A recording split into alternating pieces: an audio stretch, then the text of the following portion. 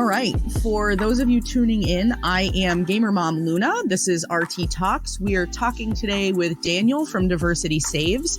If you're here listening live, we're going to take questions from the community at the end. So feel free to drop those in the RT discussion channel in Discord. And we will make sure that you get a chance to ask your question. So to get started, Daniel, tell us a little about you and about Diversity Saves. Right. Hi, everybody. Thanks for having me. My name is Daniel Gonzales. I have been working freelance as a game designer and writer in the TTRPG space for the better part of about 5 or 6 years now, doing mostly monster and adventure design, things like that for D&D 5e, for a number of third-party and independent publishers, before eventually taking a foray into the nonprofit side of things as I saw a gap. And with a number of friends of mine, we created Diversity Saves. Diversity Saves is a 501c3 nonprofit organization, which is a fancy way of saying that we are recognized by the IRS as a tax-deductible organization. So any funds we receive, the donors all can use those as tax deductions, as well as recognizing us as, formally stood up and legitimate and accountable for all of the funds that we receive. Our organization is comprised of a number of different BIPOC, LGBTQIA+, neurodivergent, and disabled TTRPG creators. Well, creators and fans. Some of us are much more on the participant side versus the creation side, as we wanted to have kind of a wide breadth on our board of experiences. But we're all committed to the singular goal of uplifting and promoting creations and creators from marginalized communities. There's a serious gap in our industry for tabletop role-playing games for diversity and inclusion, and we wanted to help do everything we could to address that. So that's kind of where we started with this. Fantastic. So now, what exactly is the work that Diversity Saves is doing? So we go through a number of different fronts to kind of help, but the primary one, and the one that we're most focused on right now, is we're a grant-giving organization. So if you are a creator who is creating content that will promote marginalized creators in the space, or you are a creator from a marginalized community, such as BIPOC, LGBTQIA, disabled, neurodivergent, a couple others that I'm sure I'm blanking off the top of my head. But if you're part of one of those communities and you're creating a product and you are looking for extra funding and just a community to help uplift your product, we're giving out grants. You can apply for a grant through our organization, and we go through an application process, which we're actually in the middle of our first round of grant applications right now. And we'll be giving out grants to a number of applicants based on whoever is qualified and whoever is, we feel, going to have the biggest impact on the space. In addition to that, we're also working with a number of people to try to just vocalize marginalized creators more.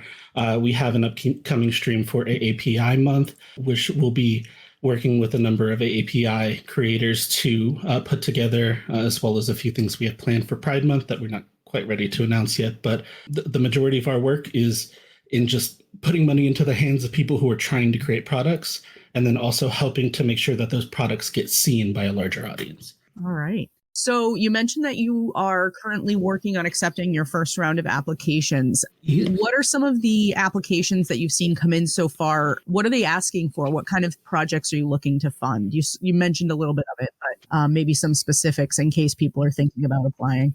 Yeah, of course. Well, anyone can apply. And as long as your product meets our mission statement, our goal, we'll take it into consideration. Some of the projects that we're seeing that are going through the last stages of our application process right now, though, involve anything from TTRPG projects for let's see. I'm trying to speak on it without giving too many details because I don't want to implicate anybody. Sure. Yeah. But we've seen everything from people who are from BIPOC, LGBTQIA communities who are creating their first product, who just need that extra leg up to hire an artist or to maybe bring on an editor and who just need that extra funding, all the way to we had somebody apply who is looking to purchase supplies for a D&D club that they're running at a local school. We've also had podcast supply who are looking to upgrade their equipment. That is a BIPOC ran podcast. So really anything that serves our community and that is a TTRPG related product, we'll consider it. We'll take a look at the application, and if we have the funds and we're able to, we'll supply a grant to it. Awesome. So if someone were to want to apply for a grant, what's the process to do that? So the process is pretty simple. It's a 2-stage process, but both of them are pretty quick and simple. On our website, if you go to diversitysaves.org, right at the top, there's a big orange button that says apply for a grant. You click on that button, you fill out a 5-question form, and it's essentially just, what's your name? What are your pronouns?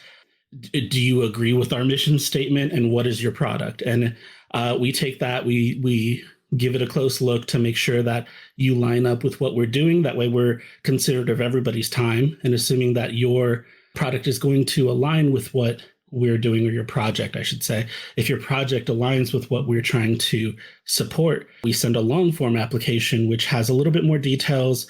We just want to know more about the project, more about how you envision your project helping diversity, inclusion in our space, and what your vision for that project is. And then from there, our board takes in all of the long form applications, we review them, and we pick the ones that we think best fit our vision, and we send out grants accordingly. Our short form application is open year round. You can apply to that at any time. Our long form applications, we have 3-month windows. So we're doing quarterly windows of application acceptance.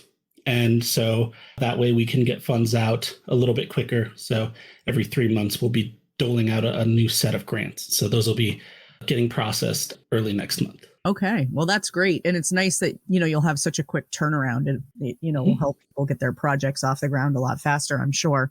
Diving a little into some of the issues that we've seen in diversity in the TTRPG community, I have to recognize that I come from a position of privilege. I'm a cishet white woman, for anyone who doesn't know me. And if me or people like me wanted to work to broaden some of the voices in the TTRPG community, what are some of the experiences that, people may have had that, we can partner with marginalized community members on? Mm-hmm. So when it comes to marginalized communities, the biggest hurdle that I've seen and that I've experienced myself as a BIPOC creator is it's getting your voice heard in the first place, right? That's always that first hurdle that everyone kind of struggles with. And there just aren't as many opportunities for marginalized creators. And there's a lot more risk involved in certain cases for marginalized creators, especially if you take a look at like a disabled creator or something where they might not be able to take the risk of, putting aside a full-time stable job to create. So it's a lot harder for them to justify that risk early on. Mm-hmm. Not to say that it isn't for other people, but there's just always that systemic inherent risk for people from marginalized communities. Sure. One of the easiest ways to help to bridge that gap is simply to put your money where your mouth is. If you see somebody who's creating something that you enjoy, talk about their product, purchase the product if you can, show them support, share it with people who you think would be open to that product. Talk about other people's podcasts, or share people's blogs that are from marginalized communities who you see, who you think do deserve a voice in a space in this industry, because there are so many different creators out there with so many unique voices. It's easy to get lost in the shuffle. So just helping to show support and show that you unilaterally endorse somebody else is going to do a lot for them, especially if you have an audience that they may not have yet, to help just move them along. Yeah. Yeah. So you sort of hit a little on kind of what my next question was. You talked about purchasing their product if you can, and sort of lifting them up and sharing their product, talking about them, that kind of thing. What do you think are some of the best ways to get those messages out there? Would it be, social media? Would it be having them as guests, that sort of thing? I mean, we live in the social media age. Social media is always going to be a stand-in for communication in both our industry and just in our generation in general. I find myself on Twitter way too many hours during the day, and I'm sure everyone else does. I think we all do. Yeah. Yeah. Between Twitter, TikTok, and Instagram, I'm doomed. But talk about the projects from marginalized creators that you see and enjoy on Twitter. Talk about it on TikTok. If you have a podcast, hell yes, have them on as guests. I can't tell you the number of times where especially when I was creating, where somebody would reach out to me with an opportunity that they're like, I'm not sure if you would say yes to this. And it had never even occurred to me to ask because I didn't think that I was in a place where I was allowed to ask. So it could be that this creator that you really enjoy, that you maybe don't think has the time or wouldn't be interested, is absolutely interested, but just doesn't know that they're allowed to take that space. I guess is the way I would put it. It's one of those things where it's hard. It's a struggle to ask the question. So as a person in a place of privilege, if you can reach out to these people and help them get a better audience, absolutely do it in whatever way you can. Yeah, I think I have done a lot of interviews and such over the years, and I always learn a ton from people just about like really cool products that are out there that, may not have crossed my desk otherwise. So, all right. So the next thing I want to ask you about is I hear you have a fundraising bundle. Yes. I'd love to know more about that. So for those that don't know, April is Neurodiversity and Autism Awareness Month.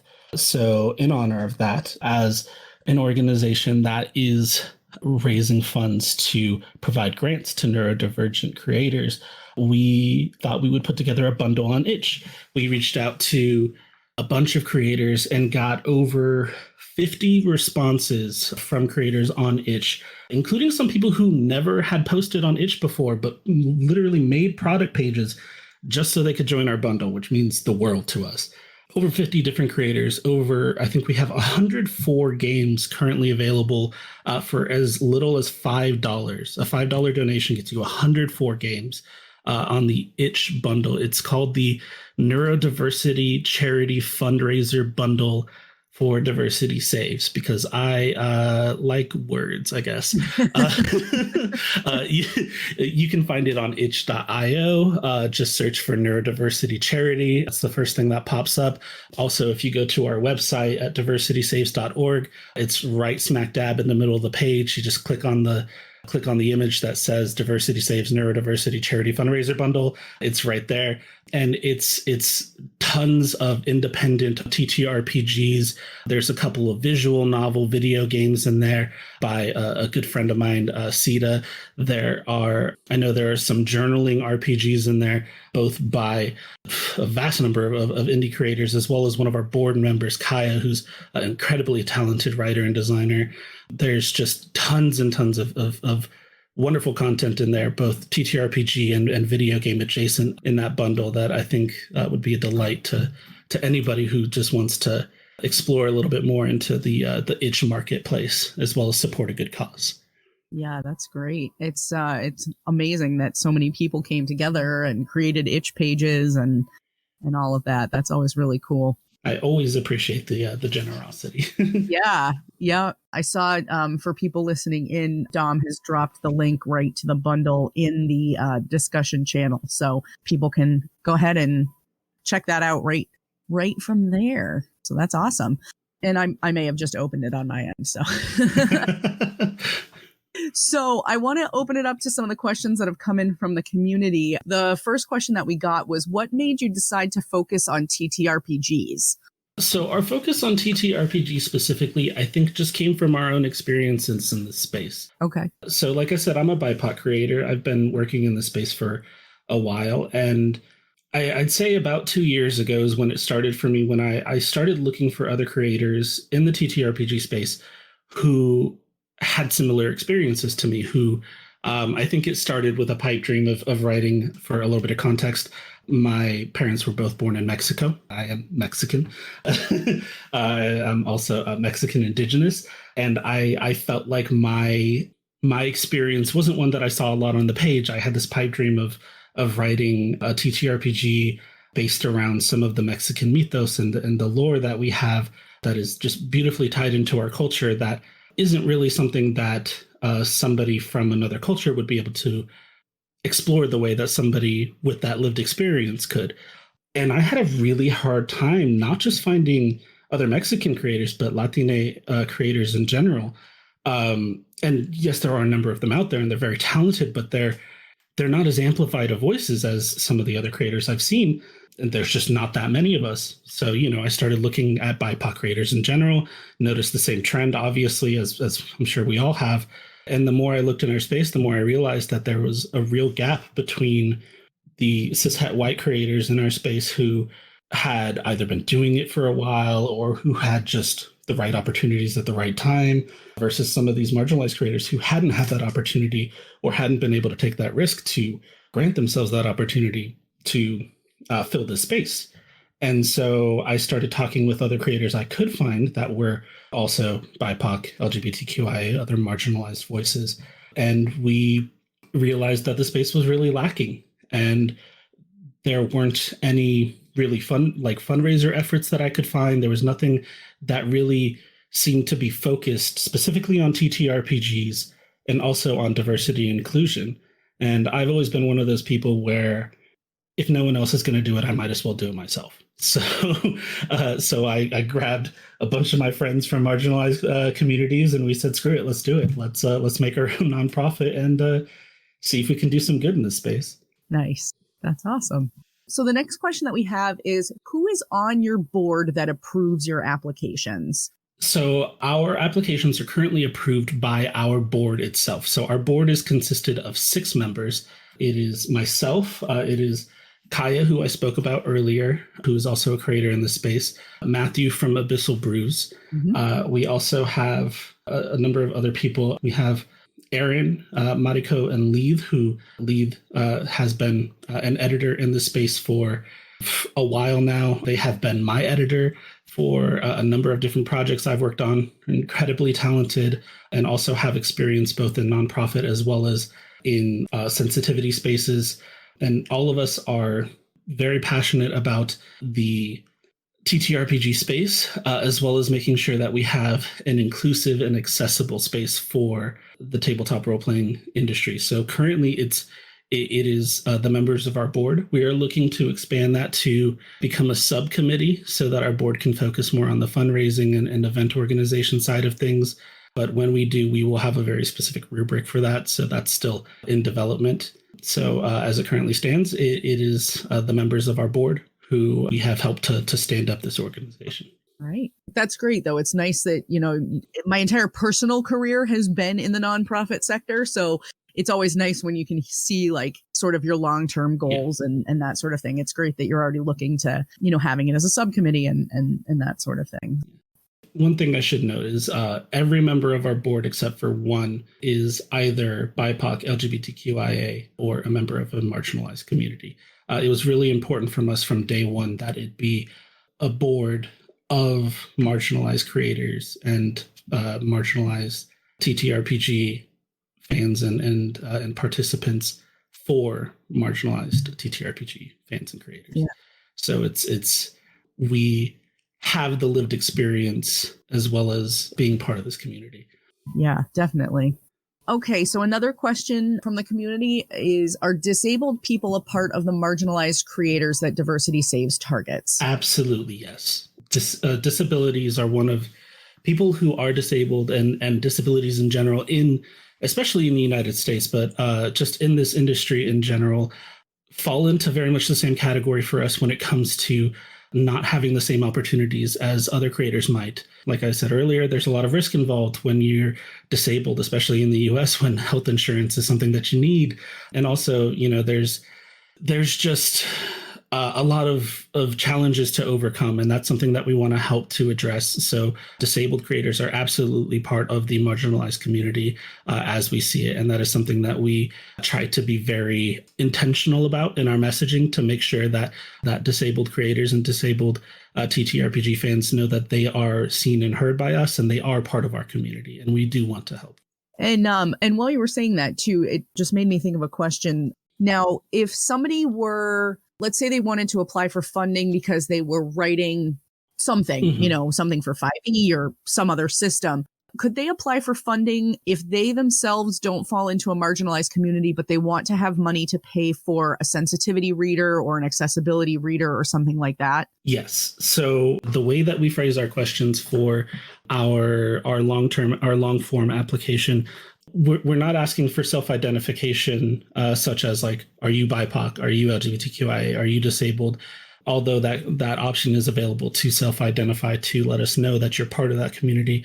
But it's how are you serving the marginalized communities as a TTRPG creator? Like, what is your project going to do to help to uplift that community? Mm-hmm. Okay. All right. Let's see. Another question that came in from the community. How many rounds of funding are you expecting to have each year? So there's going to be 4 rounds of funding per year. This year, just because of the way the schedule is shaking out, I think we may only have 3, simply because we started in May. Our funding will be in the first part of June. Sorry, first part of May. As I said earlier, sorry, my months are getting mixed up here. I was like, what comes after April? Hold on. Yeah, it's all right. The year's flying by already. So So this month, I believe we're only going to have 3, but moving forward after that, it's going to be every 3 months. So it's quarterly funding. So we should have 4 every year. Perfect. Okay. And is the funding open only to new creators or creators that have been in the industry for a while? Any creator is eligible. A new creator is going to get the same chance of getting funding as somebody who's been in the industry for a while. It all just depends on what you're creating, how it serves the industry, and ultimately how much funds we have available. You know, if we could, we'd give funds to every person who asks for a grant. But unfortunately, especially as a newer nonprofit, we're wholly dependent on independent donors, private donors who are generous enough to give us funds. So every dollar that we give is going back out in grants. So we'll get as many people grants as we can. but your tenure in this space is not part of the equation for us. Okay. Another question from the community. What challenges might disabled TTRPG players or creators face that we may not commonly be aware of? So this is going to depend. This is going to depend largely on what disability a creator might have. Somebody who is blind or has a visual impairment, for instance, is going to require some equipment such as screen readers, things like that. Screen readers, you can get something like NVDA for free, but there's eventually some technical limitations. So they might want to need to pay for a license to make sure that the product they're creating is going to fulfill their needs. Similarly, somebody who is dyslexic or who has a word processing limitation of some kind might need to get a specialized editor who can help them with that. There's also more hardware focused ones. If you have a hard time typing, you might need medical equipment to help you with that, such as specialized braces or even a specific kind of keyboard.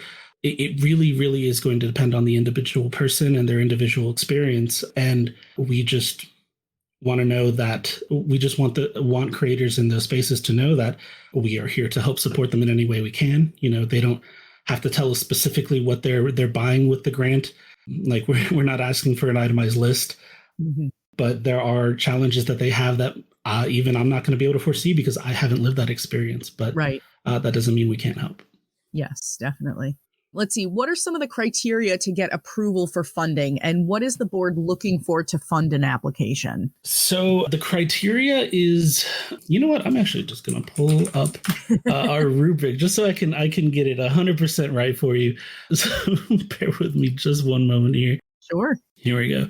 So our rubric is based off of the questions that we have on our long form application. But essentially, it's alignment with our mission statement, which is, as we've said, for uplifting and serving marginalized creators in the community, the transformative impact on the TTRPG space. So we're going to take a look at each project and say, like, how does this affect the space? How does this elevate marginalized creators in the space? Organization, planning, and feasibility. We want to make sure that we're funding projects that are going to see the light of day. You know, as everyone has a dream, everybody wants a project that is going to get off the ground. And if somebody is, you know, planning to play D&D on the moon, giving them a couple $100 is not going to do as much good. So that's going to get a lot less weight than somebody who has a plan and has a project that looks like it's going to really be able to come to fruition. One of the other big ones is accessibility. Mm-hmm. We want projects that are considerate of accessibility. And this is both from a disability standpoint as well as fiscal accessibility, to where, like, we want projects that take into consideration screen reading, take into consideration visualization aids, and also are going to be readily accessible to as many people as can get it. You know, we're not telling you to make your product free by any means, but if you're asking for a grant so that you can put out like a limited edition $10,000 book or something like that, that's not really the audience we're looking for. It's right up there with you're doing your project on the moon. Yeah, exactly. So it's accessibility, feasibility, the transformative impact, and then just alignment with our statement. Okay. This is a great question, I think, from the community. Do you offer non-funding resources? For example, guidelines or recommendations for finding sensitivity readers or accessibility reviewers or other tools that can help bring games to underserved communities? Absolutely. So this is something that we both have in the works and also already have some resources available. So not to compete with Rising Tide, which is an amazing Discord community, and I think y'all are great here, but we also do have our own Discord for Diversity Saves, which you can find on our website. Our Discord is focused mainly on building community for marginalized creators, but we also have opened up a number of channels to help share different resources amongst people. I myself have worked in the space as an accessibility consultant for a long time. I've done sensitivity reading. We also have another member of our board who has a long history of sensitivity reading. And we have a number of panels planned over the next, I think we have them planned out for like the next year at this point. We have a number of panels that we want to get out that we're just working through the logistics for to address accessibility in the space, to address marketing in the space, and all different kinds of non-fungible resources that people can use to help grow themselves, both as a creator, help grow their business, but also to get access to resources that they might not otherwise think to get. Okay. How can one donate to Diversity Saves and help in funding the grants? Once again, go to our website, diversitysaves.org. You can donate to us directly. All proceeds going to Diversity Saves are funding grants. Our board does not take a penny. We are all 100% volunteer. Eventually, maybe someday we'll have a salary if we grow, but that is not our focus by any means. Our focus is the community and making sure that we're serving. So we are all 100% volunteer. All of our funds are going back to grants and to fund these projects that we're working on. And also, we do have that bundle that we mentioned earlier. If you want to grab some games while you're doing a donation, you can grab our itch bundle, 104 games for a donation of $5. Of course, you can donate more. We would appreciate it if you do. But yeah, either just donate on our website or go grab the itch bundle. And every penny that we get from those is going to go back into these grants. Amazing. And if you can do both, even better. I can't. I won't complain. But even if you can't do either, promoting, sharing, all of that good stuff, I'm sure is appreciated. Okay. So the next question that we have is that you mentioned that you help promote marginalized voices as well. How do you do that? How do you achieve that? Currently, it's mostly through social media. So like I said, on our Discord, we do have a number of community resources on there. One of the channels we have is just for self-promotion, so a lot of members of the community use that as a chance to find other creators that they can, retweet and discuss. The Diversity Safe social media account, while we're still growing, we are at every opportunity we see a marginalized creator who is promoting a project, we're giving them signal boosts every chance we can. In addition to that, what we want to start doing for our events moving forward is featuring marginalized creators, having them come on and giving them a platform to talk about their product while also perhaps raising funds for Diversity Saves or, just highlighting causes that may need a little bit more of a voice to be heard. But we have lots of events that we're planning for the next year that are going to continue to help to promote marginalized creators, and that is going to continue to be our focus until forever. I don't have a deadline on that. Just until forever. Yeah. Yeah, just until forever. Yeah. If you're listening to this after the fact and catching this in podcast form, their Twitter is @DiversitySaves, all one word. So yes. Instagram as well. We're on Instagram as well if you're done with Twitter. What kind of events are you planning for the future if you are at liberty to say? So the one that I can talk about right now is for the month of May, which like I said is AAPI Heritage Month. That is Oh gosh, I don't want to mess this up. Asian American Pacific Islander. So we have a number of AAPI creators who are going to be coming on. We're still working out the details, but I believe it is going to be the weekend of May 20th. We're going to have a number of streams that we're doing, all in the effort of doing some fundraising, as well as highlighting some API creators who have generously donated their time to help come on and just share some time and space with us. I believe one of them is going to be playing a game of their own creation, but I don't want to drop any names and then be wrong. So we do have that coming in May. We're also in the stages of planning something for June, which I'm very excited about, but I can't share any details yet because we haven't gotten confirmation.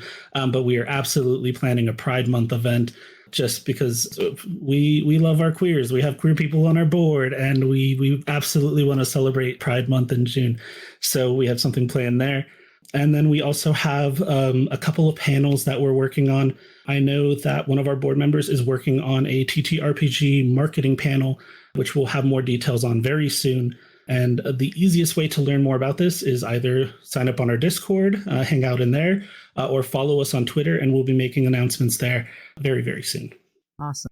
And another question from the community, all of the funds from things like your bundles and any other fundraising that you may do, does that all go to the funding of your grants? Yes, 100% of proceeds from the bundle that we currently have, any future fundraising, as of this moment, and if this ever changes, we will let people know, all funds are going towards grants. We might eventually have to change that to include stipends for some of the panels, because some guests are generous enough to donate their time. We do want to respect people who do make a living off of this, but as of right now, 100% of funding is going to grants. Right. I can see people typing in there. Okay. Yes. So I was like, I can still see people typing questions, so I don't want to be like, oh, okay, that's it. So all of your board members and everybody, they're all doing it pro bono? Yes, we are all 100% volunteer, unpaid volunteers for the board. None of our board members have any kind of stipend or salary coming in. Awesome. All right. Well, I don't see any other questions from our community right now, but is there anything we haven't talked about that you want to make sure that we touch on before we wrap things up? I mean, I just once again want to thank Rising Tide for taking time out of your days to come in here to talk to me, ask questions. Diversity in our space is paramount. It is something that I think is only going to have a net positive on the industry. There are so many voices out there from so many different lived experiences that you may never have exposure to if it isn't for storytelling. Storytelling is something that far outdates anything else that we as a society have done in terms of sharing thoughts.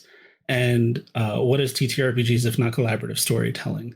So being able to tell the stories of communities that you're not a part of and being able to learn and live through those through games is such an easy and accessible way to do so, that I think that just getting more people in there who you don't have the same learned experiences from and who come from different cultures and come from different communities is going to do nothing but improve your game. It's going to improve your perspective, and ultimately it will help you just to learn to be a more compassionate person. And that's what this ultimately comes down to. It's all about compassion and learning and loving other cultures and communities. And that can only be done through opening your doors and being a more diverse space. And that's what we're hoping to ultimately accomplish. I feel like some of what you said sort of answers this question that just got dropped into the discussion, but, explaining why diversity in TTRPG space is important. And, I think you just hit on that, but if there's anything you want to add. I'll just say, everything I just said, I feel like addresses why diversity is important in general, specifically for the TTRPG space. I'll say the other side of why we're pushing so hard is because we don't always have the same opportunities. There hasn't been a lot of space made traditionally for marginalized communities in the TTRPG industry. The industry was really jump-started by a very specific group of people who fit a demographic that I don't fit, and that many of my friends and other creators don't fit, who are trying to find space. And so anything we can to broaden the space and to welcome more people is only going to give us richer stories to tell and better games to play, and ultimately to continue to just nurture and grow this amazing, amazing environment that we have. Fantastic. I feel like that's a really great note to wrap up on. So I appreciate your time and I appreciate your insight and learning more about your organization. I was taking a look at your charity bundle on Itch and I was like, oh, I recognize like a ton of these creators on here. So I was really excited to see them all. Not that I was shocked that any of them were participating, but it was really cool to see them all in it. So yeah, so if you haven't looked at that, definitely check that out and check out their website and follow them on social media and everything. So thanks again, Daniel. I am Luna. This has been RT Talks. You can join us live in our Discord for the next event that's going to be coming up on April 24th at 6:30 p.m. Eastern time, where we'll be talking about accessibility with Chris Hopper. If you can't catch us live, you can catch it all in podcast form when it releases. So we will see you all then. Have a great evening, everyone.